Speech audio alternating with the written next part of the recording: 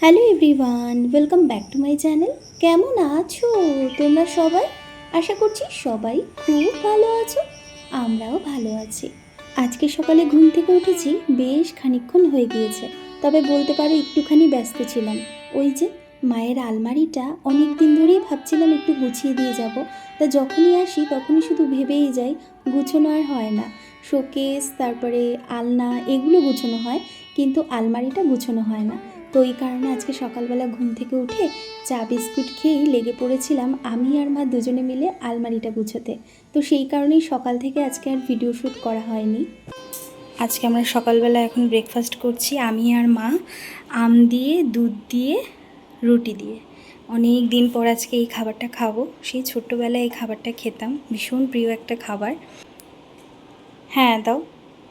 আর আজকে আমাদের বাড়িতে চলে যাওয়ার কথা ছিল, তো বাবা মা ভীষণ বারণ করছে, ওই জন্য আর আজকে যাচ্ছি না, কালকে আমরা চলে যাব। চলো তাহলে এখন আমরা সকালবেলার খাওয়া দাওয়াটা কমপ্লিট করি।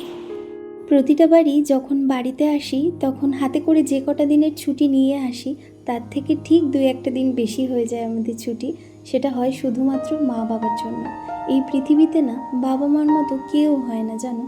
যখনই আমার বাড়ি চলে যাওয়ার সময় হয়, তার ঠিক আগের দিন রাত্রিবেলা থেকেই মার চোখটা ছলছল করে, বাবার চোখটা ছলছল করে, আর মা শুধু একটা কথাই বলতে থাকে, তুই কালকে চলে যাবি না, আমার না বুকটার মধ্যে খেয়ে যাচ্ছে।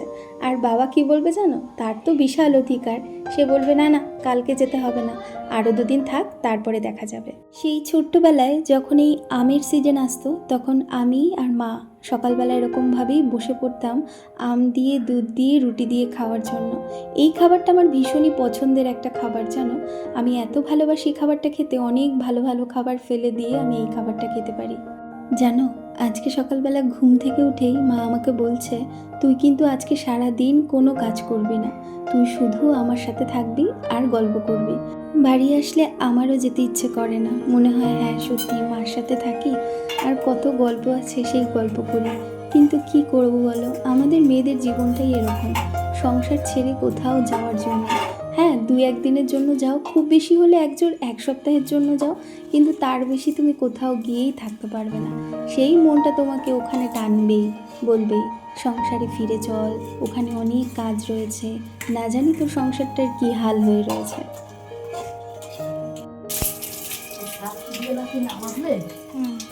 ও যায় না, শুদ্ধ হয় না।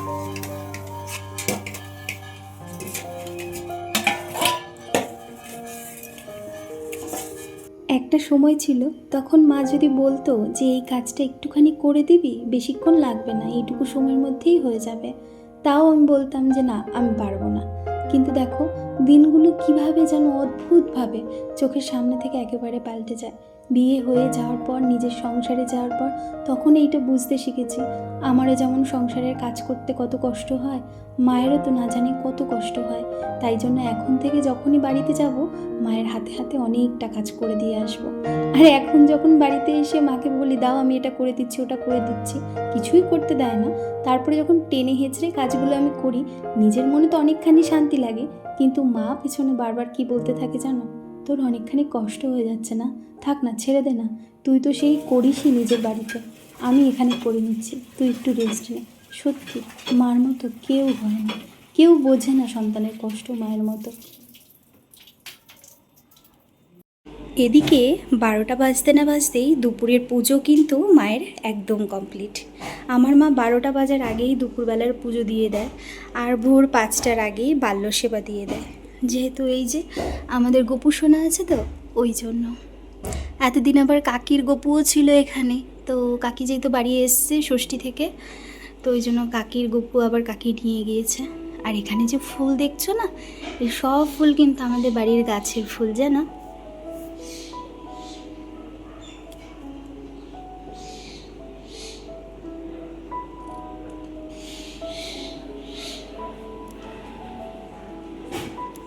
চলো দেখি, ভেবেছি এবার বাড়ি যাওয়ার আগে মায়ের এই আলনাটা গুছিয়ে দিয়ে যাব। প্রতিবারই আমি যখন আসি মায়ের আলনাটা গুছিয়ে দিয়ে যাই, কারণ আমার মা এই আলনাটাকে খুব ভালো করে গুছিয়ে রাখে, আর এই আলনাটাকে আমার ভাই একেবারে এলোমেলো করে দেয়। তার কারণ কেন বলো তো? এই দেখো, এই জায়গাটা এটা হচ্ছে আমার ভাইয়ের থাকার ঘর, তো ওই জন্য বুঝতেই পারছো এর পাশেই যেহেতু এটা থাকে, এ একেবারে এলোমেলো করে দেয়। ধরো মা শাড়ি ঠাড়ি ভাঁজ করে রেখে দেবে, ওর কোনো কিছু একটা খোঁজা লাগবে, ওর শার্ট ঠার্ট কিছু খুঁজবে, তো তখন করবে কি, এই শাড়ি টাড়ি সব এলোমেলো করেই নিচে নামিয়ে রেখে ওর শার্টটা বের করে তারপর আবার ওই শাড়িটা দলা মোচড়া করে এর ওপর রেখে দেবে। তো ইচ্ছা আছে স্নানে যাওয়ার আগে এই জায়গাটা ভালো করে গুছিয়ে দিয়ে যাবো। আজকে আমার রান্নাবান্নার দিকেও তেমন একটা যাওয়ার নেই। আজকে যদিও রান্নাবান্নার তেমন ঝামেলা নেই, কারণ মাকে বলেছি একদম লাইট খাবার করতে, ডাল ভাজা ভাত এই সমস্ত করতে, তাহলে মাও আমার সাথে অনেকটা সময় দিতে পারবে। আমার মায়ের প্রতিদিনই কিছু না কিছু কাজ থাকে জানো, এই ধাঁচটা আবার আমিও পেয়ে গিয়েছি। যখন আমি নিজের সংসারে থাকি আমারও প্রতিদিনই কিছু না কিছু একটা থাকে যেটা কাচতে হবে। আসলে কি বলতো, অভ্যাস হয়ে গিয়েছে, ওই একটু সার্ফে না দিলে আমার ঠিক ভালো লাগে না। তো মা এখন কি করছে বলো তো, ওই রান্নার যেসব কাপড় চোপড়গুলো হয় হাত টাত মোছার, সেইগুলো টুকিটাকি জিনিসগুলো একটু কেচে দিল, আর বাবার যে ধুতিটা রয়েছে সেই ধুতিটা কেচে দিল। আমার বাবা না প্রতিদিনই ধুতি পরে আহ্নিক করে, আর তার মধ্যে আবার সপ্তাহে একটা দিন থাকে বাবার আবার সঙ্গে যেতে হয়, যদিও সেই ধুতিটা আলাদা আর বাড়িতে পরার ধুতিটা আলাদা, তো সেই কারণে ধুতিটা মা চেষ্টা করে 2-1 দিন বাদেই না সার্ফে কেচে দেওয়ার। আর এত পরিমাণে রোদের তাপ যে ছাদে এসে দাঁড়ানোই যাচ্ছে না, মনে হচ্ছে পায়ের তলা যেন পুড়ে যাচ্ছে জানো। একটা সময় এই ছাদে যখন শীতকাল থাকতো তখন আমি সারাটা দিন যতক্ষণ পর্যন্ত আলো থাকতো আমি ছাদেই থাকতাম, ছাদে বসেই ভাত খেতাম, ছাদে বসেই বই পড়তাম, সব কিছুই ছিল আমার ছাদ। আর এদিকে না একটা কাণ্ড হয়েছে জানো, ওই যে পাশের বাড়িতে দেখতে পাচ্ছ ওইখানে না দুটো গরু এসেছে, আর সেই গরু দুটোকে দেখে তার যে পাশের বাড়িটা রয়েছে সেই পাশের বাড়িতে একটা কুকুর রয়েছে, ওর নাম সেলি, সেই সেলি কি করছে, খালি চিৎকার করে যাচ্ছে।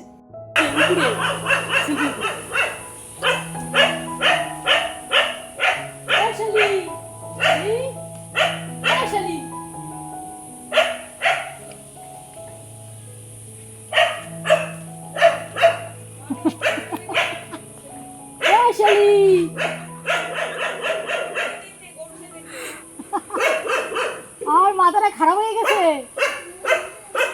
ওই যে গরু রয়েছে তো এখানে।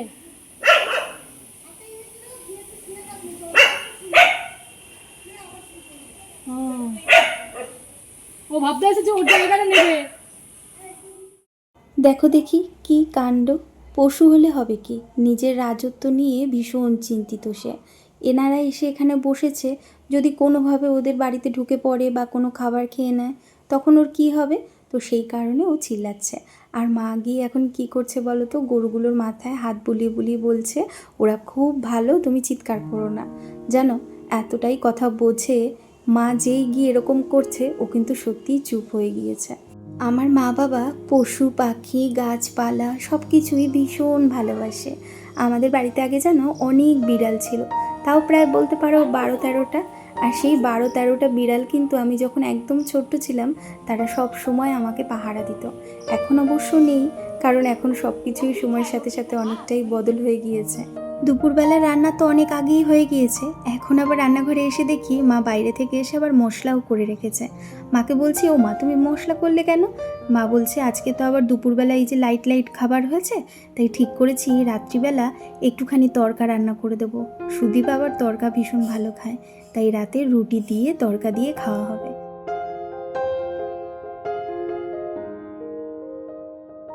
এদিকে আমার অবস্থা দেখো, একেবারে ঘেমে পুরো স্নান হয়ে গিয়েছে। ওই যে একটুখানি ভয়েস দিচ্ছিলাম, তো ভয়েস দেওয়ার সময় তো পাখা অফ করে নিতে হয়, তো সেই কারণে এই গরমের মধ্যে দুপুরবেলার এত রোদ, সেখানে ভয়েস দিতে গেলে তো এই অবস্থা হবেই, তাই না? যাই হোক, এখন স্নানে যাব। ওদিকে মায়ের রান্নাও হয়ে গিয়েছে। আজকে যদিও রান্নার সেরকম কোনো ঝামেলা নেই, তার কারণ আজকে মাকে বলেই দিয়েছি কালকে যেহেতু এই মানে এত রিচ আইটেম খাওয়া হয়েছে, তো আজকে যেন লাইট কিছু হয়, আর তারপরে একটু গল্প করারও সময় পাবো। কালকে তো আবার চলে যাব আমরা, তো সেই কারণে আর কিছুটা সময় রয়েছে যখন একটু মনের কথা বলে নিই মায়ের সাথে। এ পর্যন্ত যারা তোমরা আমার ভিডিওটির সাথে রয়েছো তোমাদের প্রত্যেককে জানাই অসংখ্য ধন্যবাদ। তোমরা সবাই খুব খুব ভালো থেকো, সুস্থ থেকো, ঈশ্বরের কাছে সর্বদাই এই প্রার্থনাই জানাই। আর হ্যাঁ, আমার ভিডিও দেখতে যদি ভালো লাগে তাহলে কিন্তু একটা লাইক করে দিও, কমেন্ট করে জানিও আমার ভিডিও তোমাদের কেমন লাগে। আর পাশের বাড়িতে পুজো হয়েছে, তো সেইখান থেকে এক কাকিমা এসে না এখানে প্রসাদ দিয়ে গিয়েছে। এখানে রয়েছে খিচুড়ি, আলুর দম, রসগোল্লা আর পায়েস। স্নান সেরে উঠেই দেখি মা আবার এখানে গাছপালা কাটছে। ওই বলছে কবে থেকে নাকি অনেকটা জঙ্গল হয়ে গিয়েছে, খালি ভাই তাই বলে যাচ্ছে। ওই জন্য মা আবার এখন আমি স্নানে গিয়েছি এই ফাঁকে অনেকটা বাড়িটা আবার পরিষ্কার করে নিল। বেশি গাছপালা হয়ে গেলে না আমার ভাইয়ের আবার মাথা খারাপ হয়ে যায়। ভাই খালি বলে হ্যাঁ মশা হয়, এরকম বাড়িতে বেশি গাছপালা একদম ভালো না। আর তাছাড়াও সামনে তো আবার বর্ষাকাল আসছে, এই গাছগুলো এখন কেটে দিলে বেশ ভালো তাড়াতাড়ি বড় হয়ে যাবে। মা বলল চল আমি এগুলো ফেলে আসি, আর ততক্ষণে তুই মাথাটাতে আছড়ে মুখে কি ক্রিম ট্রিম দিবি দিয়ে নে। চলে এসেছি এবার খেতে। আর জানো আজকে না লাইট খাবার হয়েছে, কিন্তু কেন জানি না আমি আর খিদে সহ্য করতে পারছি না। অনেক দিন পর মায়ের হাতের আলু সিদ্ধ মাখা, ভেন্ডি ভাজা, পটল ভাজা আর ডাল, এই দিয়ে আজকে দুপুরবেলা একেবারে জমিয়ে খাওয়া দাওয়া করবো। আর আমার বড়বাবুর কিন্তু খাওয়া হয়ে গিয়েছে, ভাই বড়বাবু ওরা দুজনেই খেয়ে নিয়েছিল। তো ওই জন্য ওদেরকে আগেই মা খেতে দিয়ে দিয়েছে, মানে দিয়ে তারপরে ওই গাছপালা যে কাটাকুটি করার ছিল ওইগুলো করে নিয়েছে, তারপরে আমি আর মা খেলাম। আর এখন মা সন্ধ্যা পুজো দিচ্ছে, এর মধ্যেই আবার দেখি ভাই আমার জন্য ফুচকা নিয়ে এসেছে। উফ, এই ফুচকার যে কী টেস্ট, এই টেস্টে যেন আমি কোথাও পাই না জানো। ছোটোবেলা থেকেই আমি এই দাদার হাতের ফুচকা ভীষণ ভালোবাসি, মানে আমাদের এখানের। চলো এবার টপাটপ মুখে পুরি, আর ফুচকা খেয়ে উঠেই না তারপরে যাব একটু পিসির বাড়িতে। তারপরে এসে মা বলল যে তরকা রান্না করবে। বাড়িতে যখনই আসি তখনই ভাবি একটু পিসি বাড়ি থেকে ঘুরে আসবো, কিন্তু ওই মায়ের সাথে সময় কাটাতে কাটাতে আর যেন সময় হয়ে ওঠে না গো। তো সেই কারণে পিসির একটু অভিমানী হয় বলতে পারো। তবে চলো আজকের মতো তোমাদেরকে এখানেই বিদায় জানাচ্ছি। তোমরা সবাই খুব খুব ভালো থেকো, সুস্থ থেকো। তোমাদের সকলের সাথে দেখা হচ্ছে পরবর্তী ব্লগে। ততক্ষণের জন্য তোমাদের সবাইকে টাটা।